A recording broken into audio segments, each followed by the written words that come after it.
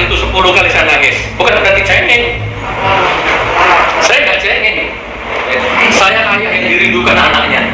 Saya suami yang dirindukan istrinya. Jangan kan 10 tahun, 10 bulan nggak pantas, 10 jam nggak boleh tahu.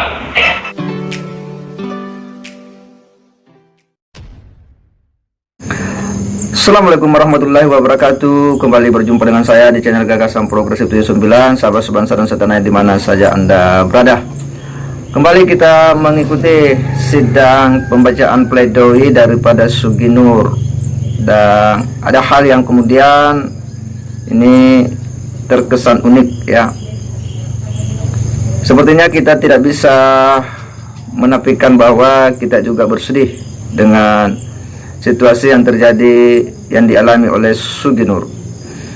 Nampak sekali kekalutan, kesedihan yang muncul ketika beliau menyampaikan pembelaan terhadap dirinya dengan nada tinggi, tetapi mencoba menahan ya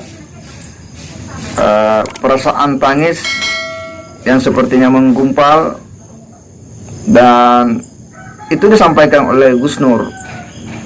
Jadi sedih rasanya melihat sidang pembacaan pledoi ini, dan Sugi juga mengakui bahwa dia menangis karena situasi yang menimpa dirinya setelah dituntut 10 tahun penjara.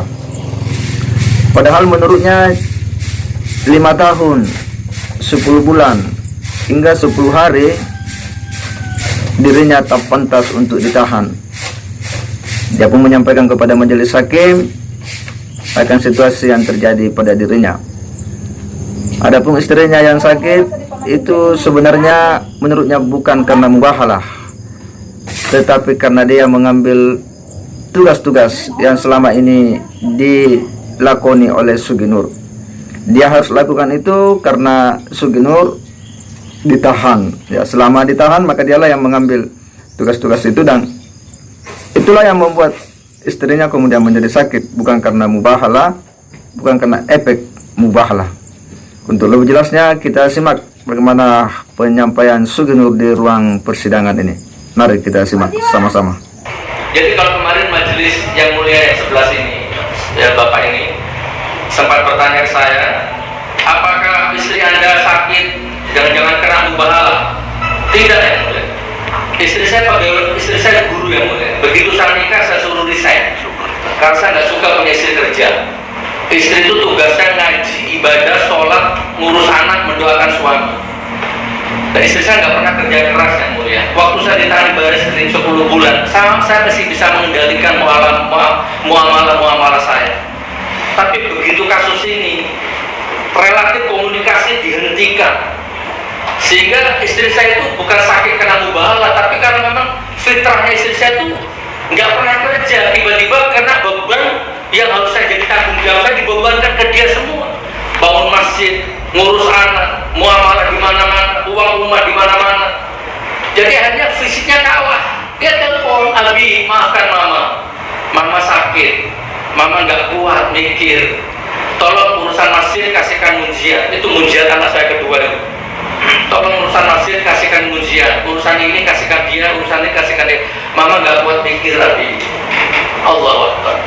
Jadi bukan karena mubahalah, fitrahnya istri itu. Nah, apalagi selama ini memang saya manjakan istri saya. Gak usah kerja, udah tidur, ngaji, tahajud, duha, 5 waktu, urus anak, cetak anak kita jadi penghafal Quran. Tiba-tiba dibebani urusan-urusannya suami, ngedrop dia. Gitu ya majelis.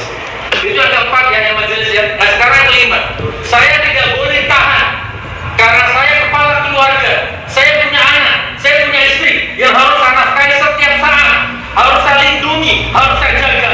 Saya rakyat Indonesia, istri saya rakyat Indonesia, anak saya rakyat Indonesia. Jangankan 10 tahun, untuk 10 hari saja saya nggak boleh. Bobo saya ingat kemarin kirim ke siapa? Mas Andika, coba saya pinjam sebentar Mas Andika. 2 detik yang mulia. Puasa hari pertama, anak saya kirim sesuatu ke kuasa hukum. Bismillahirrahmanirrahim.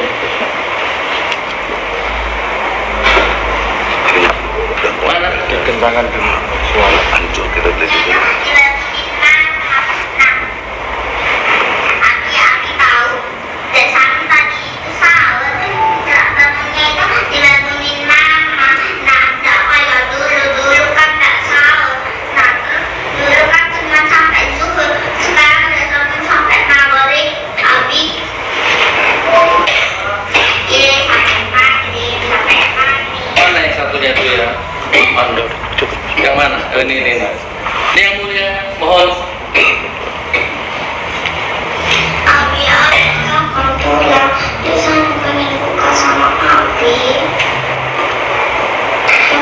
Pengen makan sama Abi, ngobrol sama Abi, kalau bareng Abi gitu.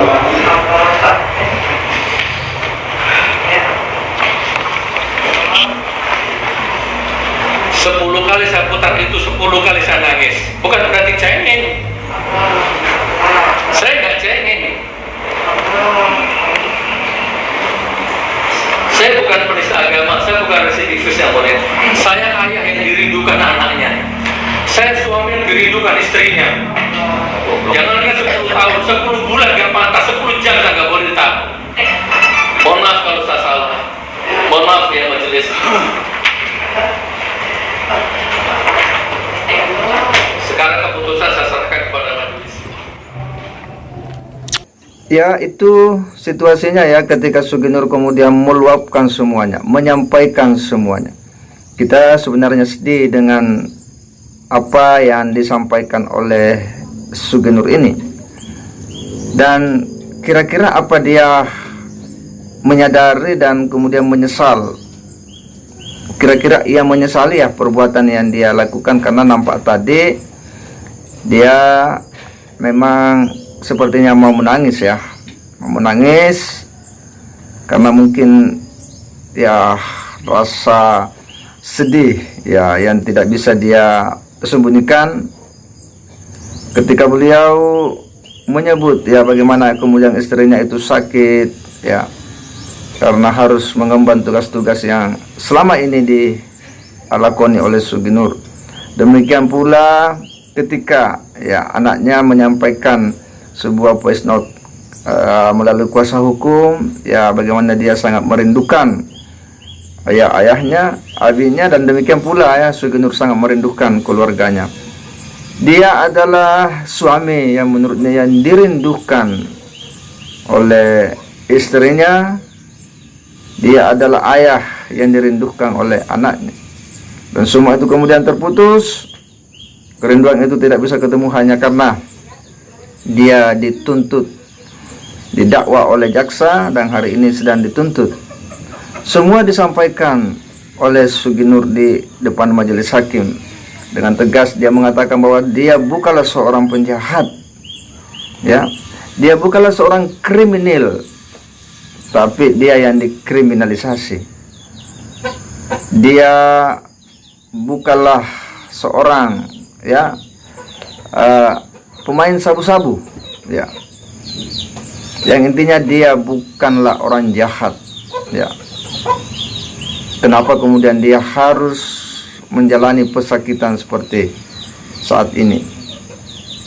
Ada nuansa kesedihan yang memang menyelimuti suasana persidangan. Sekalipun Gus Nur mencoba menahan ya rasa tangis itu ya, karena takutnya dia diledek, dianggap cengen. Dia bukan cengen menurutnya, tapi itulah situasi yang terjadi pada diri Suginur. Dan kemudian pada akhirnya dia menyerahkan kepada hakim untuk menilai itu semua ya, setelah dia menyampaikan curhatan ya, kesedihan dan kekalutan yang terjadi pada dirinya. Tentu ya kita berharap ya bahwa hakim nantinya akan memberikan putusan vonis ya sesuai dengan keyakinan yang dibangun dari dua alat bukti yang sah dan sejumlah fakta-fakta persidangan, bahwa hakim tidak boleh terintervensi oleh apapun itu karena dia mandiri dalam mengambil keputusan untuk memberikan rasa keadilan terhadap siapapun orang yang dihadapkan kepadanya. Tetapi siapapun yang kemudian melanggar hukum tentu harus ada pertanggungjawaban sebagai konsekuensi dari sebuah tindakan yang diambil, tapi semuanya akan terpulang kepada hakim untuk kemudian memutus semuanya.